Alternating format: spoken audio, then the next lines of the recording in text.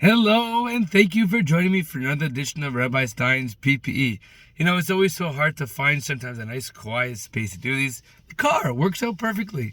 So this week's Parsha's Toldos. Man, all these Parshiot, they're so full of just such interesting stories of Maaseh Avot, of all the things of our ancestors, of our forefathers, that really make it so much more interesting. Not to say one Parsha is better than the other Parsha, but some happen to be more of a fan favorite than others.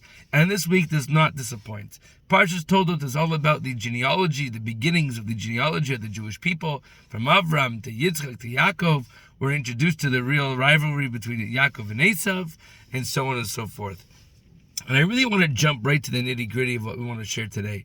And that is what Esav says when he goes to purchase the birthright from Yaakov with the red lentil soup. He says the words, Ha'aliteni na et ha'adom adom hazeh.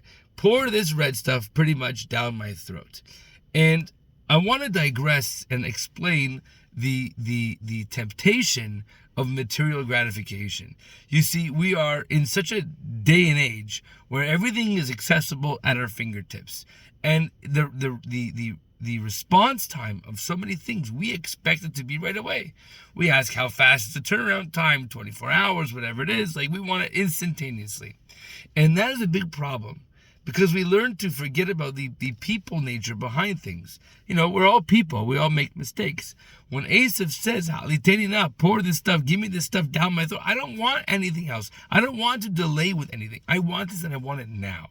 And when I act that way, a lot of my derech eretz flies out the window. And we see how much this can change people, how much this can ruin people's personas and their experiences and whatever it is. We become so captured by our temptations. And it's part of our mission in this world to always maintain the balance between what are my wants, what are my needs. What am I giving into, the ha'aliteni na, allowing myself to indulge in this? And at the same time, what are my limits? What are my restrictions? Where am I going to maintain? I keep the balance, which kind of like whatever Shabbos is. Shabbos is there every week to keep us in check, to keep us in balance of what our purpose is in this world. On that note, Shabbat Shalom, Chodesh Tov, we're in the month of Kislev, Chanukah is around the corner, and we'll see you next time.